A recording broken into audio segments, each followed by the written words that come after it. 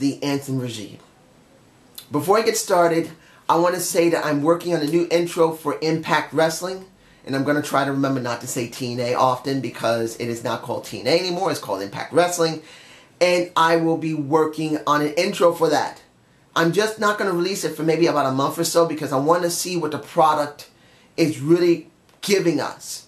So you can see who the most important people to be focused on when you watch it and what I may be talking about the most in this review. In my future reviews as well. Putting that aside, what do we get? This was a lot of show.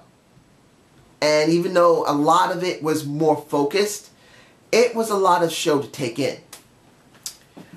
I'm going to talk about the X Division because, let's be honest, the X Division is still not the focus of Impact Wrestling. It just isn't. Because when you see this, there was no real build for anyone, but there was an introduction to an older talent, which was Suicide. Suicide came back hand to the head. It's not TJ Perkins, it is Suicide. I gotta say this, I'm hoping that they'll bring back even more people for the X Division. And someone please talk to Bruce Pritchard. Put Explosion on their YouTube channel, on their YouTube main page after TNA has been shown so people could see it. Put the X Division there. Give them their own show. Please someone make him see that putting the X Division by itself and then putting it together with a pay-per-view will give you more of a payout. This is my thoughts. I don't want to see the X Division as a prop because that's what it was here. Braxton Sutter is really not an X Division star. He just doesn't have that. Everybody else, Trevor Lee, Andrew Everett, and the Suicide. To be honest, his video segment, well, video package, made me think of Batman. So I was quite enjoying it. But he's just not a X Division star. He doesn't have that type of feel. And then when you see him with this situation, why is he there? Particularly that it's going to be about Laura Van Ness, it's going to be about Allie, who looked gorgeous, and it's about now Sienna, who is a great talker. I know someone said that Sienna is a good talker, but this is like the first couple of times I've seen her, and she just talks very well. I love her as a talker. Without the Maria there, she shines. But there was a problem here, which, this turned me off. Having Sienna there as a talker is great, but she has no freaking muscle behind her because you're talking about Romeo and Juliet. You're talking about the romantic couple of the Allie and Braxton Sutter together, but having Braxton Sutter in this situation, he has to have a challenger too. And Sienna by herself is not working. If they don't give him a challenge eventually, someone to come and mess with him while they're messing with Allie, it's just going to be a joke. Because he can interfere at any time. Like Allie did in his match, he can interfere in her match so it won't work. That's just me. Oh my goodness, there's so much here. Eli Drake versus the Kid and Junior. I can't remember their name, so I'm going to use the last part of the Kid and Junior connection. I'll call them that for now. The Kid and Junior connection of, what is it? Lizara Jr. and Gonzala Jr. and Lamont Kid, I believe. I cannot pronounce their names right now because I'm terrible at names, as you guys know. But I'm just going to call them the Kid and Junior connection for the moment because I got to give them something to say. They won their match against Eli and, ladies and gentlemen, we had a situation with Tyrus and Eli Drake. Eli Drake! I love Eli Drake. I thought when they were breaking him up that Eli Drake would get into the main title scene. We need an older talent there to get in the main title scene. Now, I know he's a newer talent. He's only been there 2 or 3 years. I know. But I'm seeing it as talent that's already on the roster that should be utilized properly. They brought in a lot of people. And I'm hoping that they will break up Eli Drake and Tyrus. And I'm not against Tyrus. I know a lot of people don't like him. I know a lot of people think he's a joke. He just needs a character change. and a wardrobe change, and it would be alright. Sticking with the Abyss. That's what I believe was supposed to be the right thing. Stick the two biggest guys together and go to town in the tag teams, which I will talk about later. But honestly, Eli should be somewhere else, not jobbing to two newer talents coming from Crash Pro Wrestling. From Crash Pro Wrestling. That's where they come from. And I heard that, from what they stated, Crash Pro Wrestling and Noah Wrestling, New Japan Noah Wrestling, if I'm pronouncing it right. Just Noah. I'm going to try and say it like that. Noah is now teamed up with Impact and Crash Wrestling. Now here's the thing. You got two promotions that are international, because Noah is known internationally, even though it's not that strong compared to New Japan Pro Wrestling. And you got Impact Wrestling, who's been known for quite a while. Crash Wrestling is the minor promotion. I truly believe this. The best way to really incorporate something for all three promotions is to have pay-per-views where all three promotions come together. Before they have their pay-per-view, they come together, they bring some of the talent over to have some challenges from people, and then they cross-promote. Kind of like what WWE does with SmackDown and Raw and ECW. But in this case, it's actual promotions instead of one whole promotion not broken into brands. I truly believe that if they do it that way, it'll work way better. Having cross-promotion where some people will go to their promotion, others will come to them, they show it on either side, and then they have a big pay-per-view, other than their own major ones where they really show off for everyone. Now, the reason I said this is because we got Moose, we got Eddie Edwards, and we got James Storm going to Noah, and they showed a little bit of what it's like in Japan. They didn't really show any matches. They just talked about how special Noah was, and how they wish Noah wrestlers would come to Impact Wrestling, which is very good. I'm alright with that. I just wish they would show actual matches. As a special, put it on YouTube, state that we are showing how Moose, how James Storm, and how Eddie Edwards did, and this is for Josh Matthews since he's the voice of Impact. Put it on YouTube. Put their matches on YouTube and promote it on Impact Wrestling. Or at least promote it on Explosion. And then you cross-promote that way. It actually works. Now, oh my goodness, there's so much stuff here. Brandy versus Casey Quinn, which never happened. There was no match. I'm actually glad they're doing this, and I'm not at the same time. They're still trying to push the Moose with the Cody Rhodes. Cody trying to get the title of the Impact Grand Championship. But there's one problem. Why is he still carrying the Next Gen title from Global Force Wrestling? They didn't state that Global Force Wrestling is affiliated with Impact Wrestling. Why did he bring it out with him? Why? He could have said the same stuff, done the same stuff without the freaking title. I will say it was a bit funny that he tried to pay off Quinn with $45, which was alright. But then when it was all over and Brandy and Cody went to the back with Earl, I understand Casey Quinn is now on the roster. I understand. I haven't checked the website to see if her picture's there yet, but she's now on the roster and Rosemary destroys her. But it's not a match. It makes no sense for her to come out. It actually demotes Rosemary to deal with a younger talent just brought in. If she had just had a match with her, it would be better. Then she could have destroyed her, and then it would be something that makes sense. This? I want Rosemary to have something special. Not this. This is a joke. But this is what we got.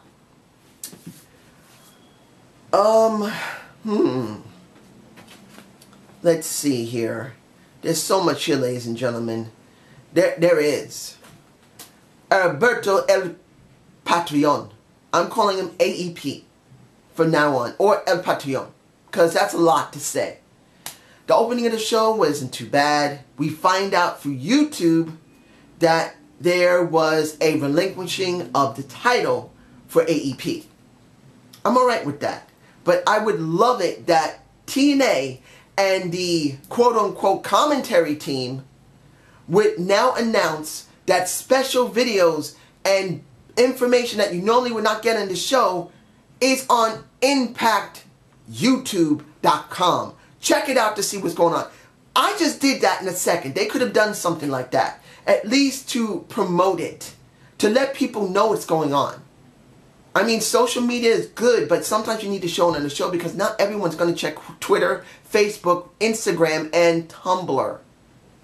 Actually, I don't have a Tumblr account, and I do have an Instagram account. I do have a Facebook account. I do not have a Twitter account, but I don't use them.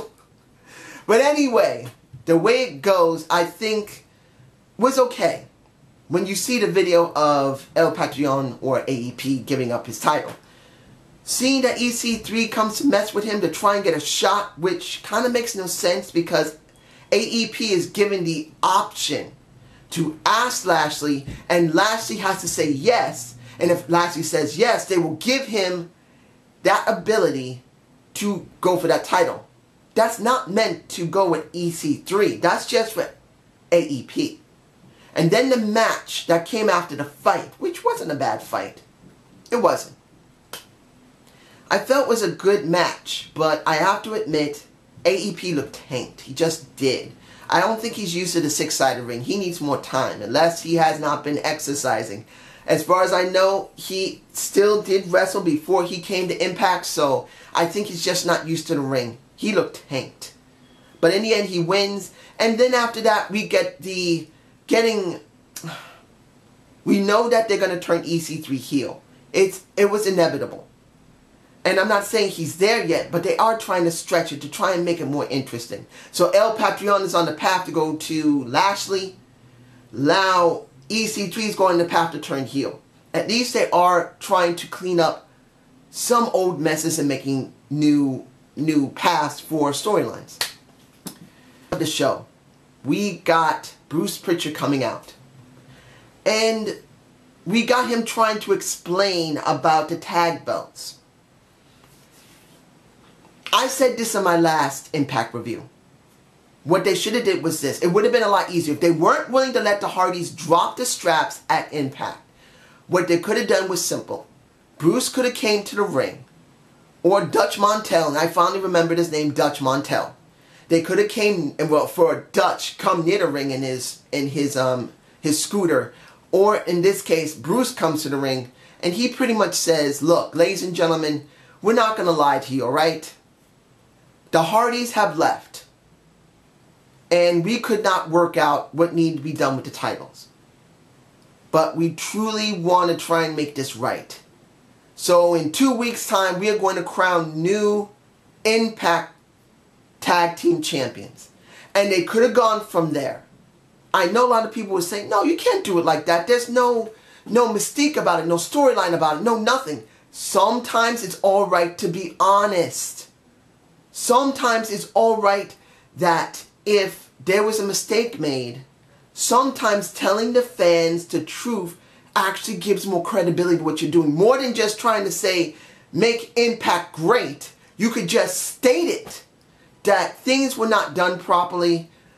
The Hardys wanted to leave, and we could not work out how we were going to let the straps go. So what we're going to do is that we are going to have, I don't know what it's going to be, a tag tournament or something, with 4 titles, well, not 4 titles, 4 tag teams going for the titles. That's probably where they're going to introduce the new tag belts. That's what I've been hearing. There's new tag belts are going to be coming up. I don't know, but who knows? Then we got DK. We got Kid and Junior Connection. We got the Reno Scum. Oi! Oi! Oi! That's funny. That segment they had with Mackenzie. I believe her name is Mackenzie. I think Mackenzie's cute. I would love to date her if she would date an old man like me. Anyway, I'm getting off the point. Pretty much, they had their segment in the back, which was kind of cool. I did like them. And they came out along with DK. They came out with the Kid and Junior Connection. They came out with, who else did they come out with? They came out with Also, I didn't see DCC. I don't know why they weren't there. They came out with LAX. LAX and all the new people there, and pretty much LAX trashed everybody. And then I'm surprised to see Conan there. I thought he was still generally working in AAA, but it looks like he came back to manage the new LAX for a little while, and then probably he's going to go back to AAA, which I'm alright with. But like I said when it came to Suicide, I'm okay with older talent coming back, but we needed new talent as well. And now we see Homicide, we see Conan, we see 3 new people, and one of them is a woman. That makes me happy. Now, was this a great show? No, it felt like there was too much trying to be shoved into it, showing so much at one time. I'm not even sure if I'm forgetting something. There's so much in this show, I think I might have forgotten something. And, oh, we already know that what's going to be happening soon, what's going to happen with Karen Jarrett. She will be showing up next week. They kept trying to promote that with the commentary team. But anyway, there was just so much content here. It was hard to keep track of it all. And that's a problem. This is where I think Anthem is going to have to make a decision. Like I said, when it came to the X Division, you could easily put the X Division on Explosion and promote it that way. I wish that someone from Impact Wrestling and Anthem would hear these words and promote both shows. You have one on Saturday, and then you have this one on Thursday. It would truly help your product, particularly as 2 brands under the same umbrella, and then when there's a pay-per-view, you can bring people in from the X Division, or if you feel like you just can't get the knockouts done properly, put the knockouts with the X Division, and just have the tag belts, the Grand Championship, and the World Championship on Impact. Put the X Division and the knockouts on Explosion, and put Explosion on Sunday morning on your YouTube channel. This is what I truly believe should be done for Anthem Impact Wrestling. Diversify your work. Because if they're going to do what I felt that's when they were on Spike they were doing, they were putting 10 pounds into a 1 pound bag. They were trying to squeeze so much into 2 hours. Unless they're going to go 3 hours with the product and start like that, which I think would be a big mistake.